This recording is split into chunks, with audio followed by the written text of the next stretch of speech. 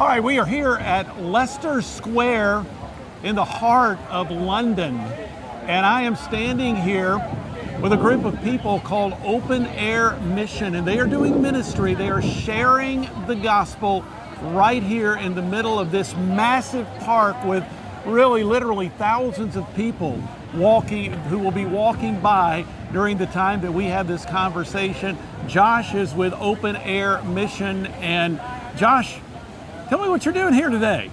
Well, we've been out here in London today, well, for the last few days, sharing the good news of Jesus. We're in probably one of the most busy locations in central London. And our desire and our goal is to reach all these people from all different religions, backgrounds, contexts, with the good news of Jesus.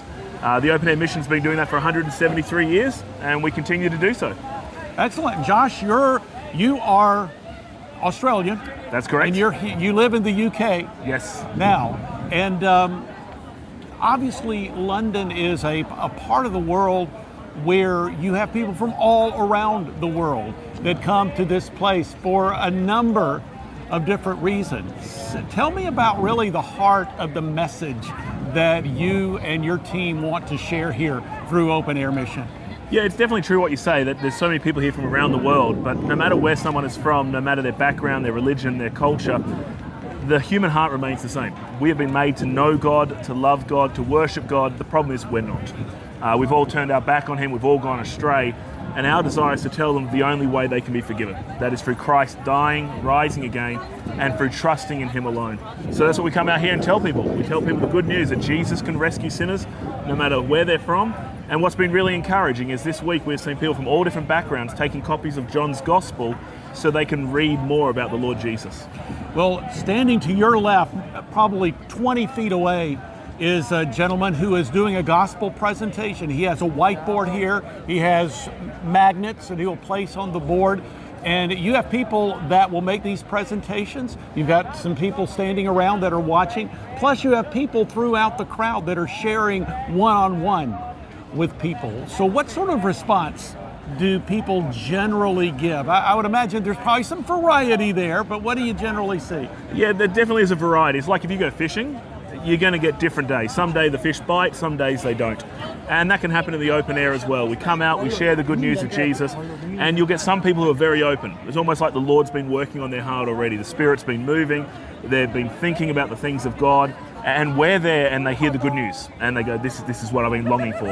And then you'll get other people who will mock and ridicule, some who will say, I want to find out more. Really, it's Acts 17 on display, where when Paul preached on Mars Hill, some mocked, some believed, some said, I'll hear more about this. And that's what we see in the open air as well.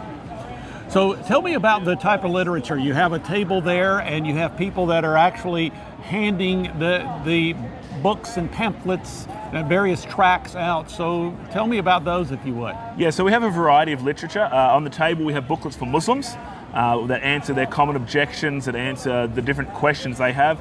We have books for atheists, agnostics. We even have New Testaments. We've got a kids colouring book so children can colour in and learn the gospel that way. Then we have our gospel leaflets, our gospel tracts that seek to ask questions. It might be something like, do you think you're good enough to go to heaven? Or what do you think happens when someone dies? Those sort of questions that will hopefully trigger a thought and make people go, actually, I do need to consider that truth. Well, Josh is joining me today from Open Air Missions. Josh, what is your full name? I should ask you that. My name's Josh Williamson. Yeah. All right, Josh, tell me just a bit about your own story and how you became associated with Open Air Missions. Yeah, so I was brought up in a Christian home in Australia, but I wasn't a Christian until I was nearly 17 years of age. When the Lord saved me, I had a desire to start telling people about Jesus. So I started witnessing. I went to Bible college, trained to become a pastor, did pastoral ministry, then we did things like evangelism, open air work in Australia. But 6.5 years ago, my family moved over here, my wife and 3 children. We moved over here to serve as a pastor of a little Baptist church, and then I went full-time with the Open Air Mission. So I cover Southern England, based predominantly in Southampton, where the Mayflower left. So we're the home of the US, ultimately. You left at Southampton. Granted, the Titanic also left from Southampton, but that's a different issue. But that's where I'm based, and we go out constantly preaching Jesus. That's our whole goal. We want to see people come to know Jesus. Well, I want to underscore this scene here, Josh, for our listeners, because we're talking about a massive area. It's called Leicester Square. It's near the theater district. It's near the financial district. I mean, it really is in the heart of London. And people may have heard reports in the States through various news sources of people that have expressed their faith publicly, and they found themselves at odds with the local laws. So tell me, if you will, I mean, you're out here, you're preaching the gospel freely. Tell me what that's like and why it is that that you're able to stay here. Yeah, we definitely live in a culture at the moment where there is a growing opposition to Christian things. We're seeing that. But at the same time, we still have freedom. And now we don't have any guaranteed constitutional freedom of speech in this country, but we make the most of the opportunities we have. Now, there have been cases where preachers have been arrested wrongly. People have been arrested for standing outside abortion clinics, telling people about Jesus. There's a case in Northern Ireland at the moment. A pastor preached on John 3:16 and he got arrested. That shouldn't happen. That's really not good law. But we're having a bit of freedom at the moment, so we're working while it's still day. And guess what I'd say to my American brethren is, don't surrender your freedoms. Don't give them up, or you will become like Europe.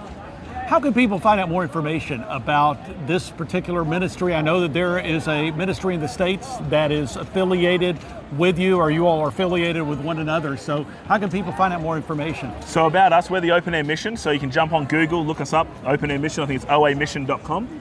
Now in the US, there's a similar ministry that actually started many years ago in Australia, but branched out to the US, called Open Air Campaigners. They do a similar work to what we are doing. And I'd certainly encourage everyone to get out and take the gospel to public. That's outstanding. Josh, thank you so much. God bless you. God bless you.